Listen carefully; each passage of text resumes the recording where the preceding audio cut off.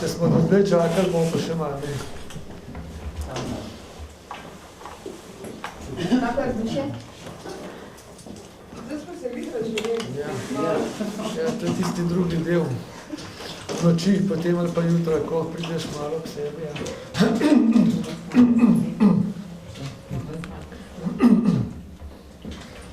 Ja. Ko boste, mi boste povedali.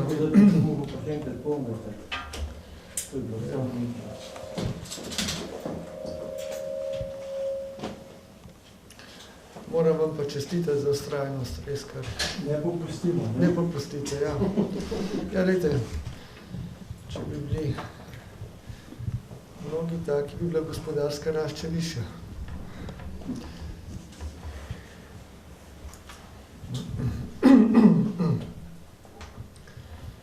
Malo me že glas izdaja, tako da upam, da me bo držal do konca.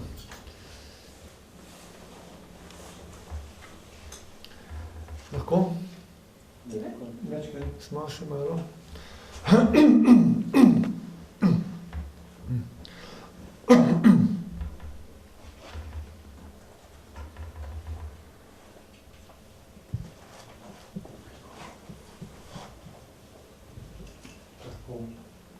Dobro. Sporočam vam, da se je vlada na današnji seji seznanila z aktualnimi razmerami in sprejela nujne ukrepe za zagotavljanje kar se da nadzorovanega in omejenega migracijskega toka. Prihod migrantov je v zadnjih 3 dneh presegal vse obvladljive zmožnosti, na katere se je pripravljala Republika Slovenija. Samo včeraj je v Slovenijo prišlo blizu 8000 oseb, skupno jih je v Republiko Avstrijo prišlo zgolj 2000, čeprav pristojni avstrijski organi trdijo, da se njihova politika glede sprejemanja ne spreminja. Pritisk migrantov, ki prihajajo iz Republike Hrvaške, se še povečuje, saj Hrvaška ne najavlja prehodov migrantov v Slovenijo in jih nenadzorovano, celo namerno, razpršeno pošilja na državno mejo. Zaradi ravnanja sosednjih držav je samo včeraj v Sloveniji ostalo okoli 6000 ljudi, med njimi največ žensk in otrok. Po oceni vlade Slovenija ne sme dopustiti, da bi se migranti nenadzorovano zadrževali na ozemlju naše države.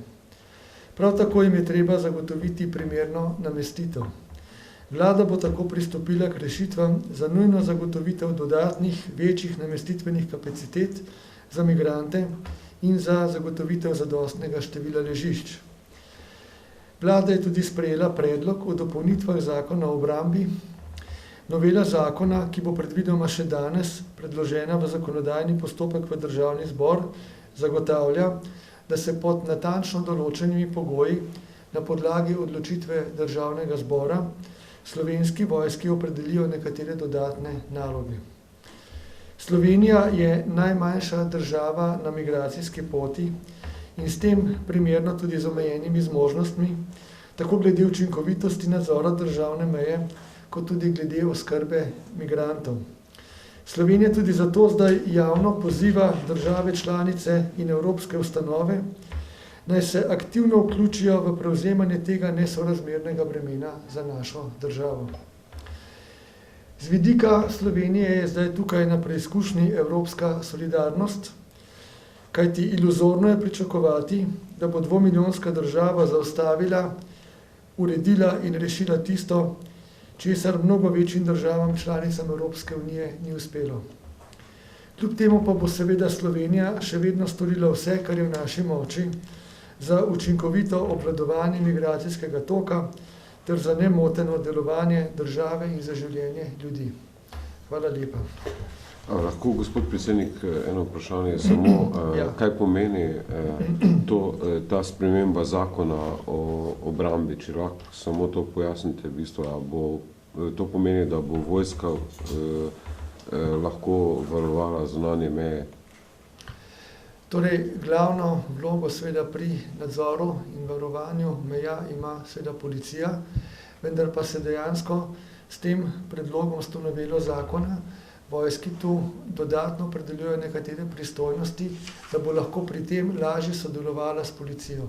To je bistvo, da zagotovimo na ta način optimalno sodelovanje obeh, bi tako rekel, vojske in policije, pri čemer poudarjam, da seveda odločilno vlogo pri varovanju meja ima policija, to ostaja v njeni pristojnosti. Je pa treba vojski omogočiti, da bo lahko polno delovala pri upravljanju teh nalog. To se pravi, ne gre za neko uvedbo izrednega stanja, oziroma ali ste nocoj razpravljali tudi, oziroma sinoči in danes zjutraj razpravljali tudi o možnosti zaprtja meje?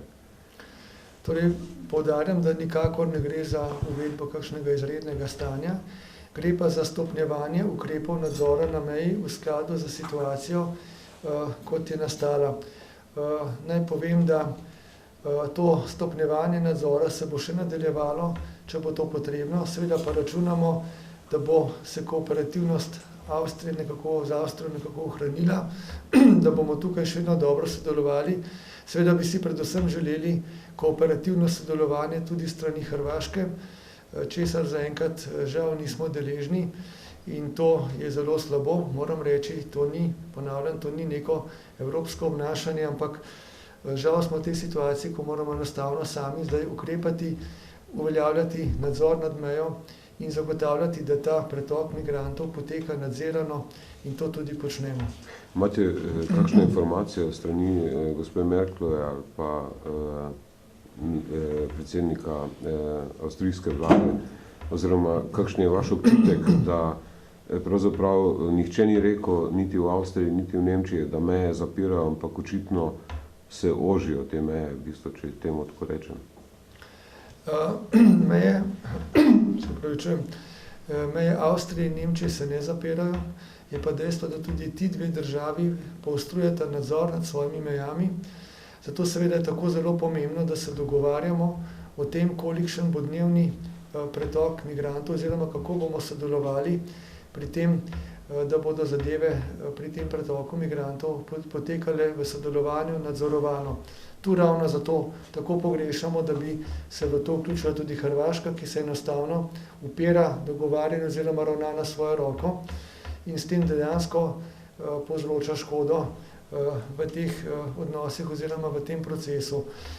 Bi pa dejal, da seveda sem v stiku bil tudi včeraj, tako z gospo Merklovo, seveda v telefonskem stiku, kot z kanclerjem Faymannom, torej avstrijskim premijerom, in seveda tako bo tudi v bodoče, ampak še bolj pomembno je sodelovanje na ravni ministrstev, kajti tam se vsakodnevno pravzaprav preverjajo ti pretoki beguncev in ugotavlja se, kolikšen je možen pretok, možen sprejem iz ene države v drugo, tako da to poteka, to izmenjevanje teh konkretnejših podatkov in izmenjevanje podatkov o kapacitetah, predvsem na ravni ministrstva oziroma policij obeh držav. Samo vprašanje na srbsko-hrvaški meji je 13 000 novih migrantov. 13 000 novih migrantov, ste tudi o tem govorili, oziroma razmere se bodo stopnjevale, ta sprememba zakona najverjetneje ne bo dovolj, ste še o kakšnih ukrepih govorili, mogoče sprememba azilne politike ali kaj podobnega? Že nekaj časa tudi seveda razmišljamo o možnosti, da bi tudi posegli v azilno politiko, seveda na pravno dopusten način. Tudi o tem bo tekla lahko razprava v prihodnjih dneh na ravni vlade. Dejstvo je, da seveda z zaskrbljenostjo spremljamo te tokove migracij, ki prihajajo iz Sredozemlja preko Srbije in nato na Hrvaško. Poudarjam, da je skrb še zato toliko večja, ker seveda žal Hrvaška tu ni kooperativna in enostavno preusmerja na nenadzorovan način, brez sodelovanja z nami, begunce proti naši meji. Tako da zato so potrebne te stopnjevane priprave za okrepljen nadzor meje. Je pa treba poudariti to, kar sem prej poudaril v izjavi, da Slovenija ima seveda omejene kapacitete. Smo najmanjša država na tej poti migracij in to je treba jasno vzeti v obzir. In zato seveda mi počnemo vse, kar zmoremo, kar je mogoče, tudi kot rečeno, te ukrepe stopnjujemo. Mi na meji še vedno zaustavljamo te tokove beguncev jih preverjamo in potem kontrolirano spuščamo naprej v našo državo oziroma proti Avstriji. Tako da ta nadzor je še vedno prisoten in bo tudi v prihodnje.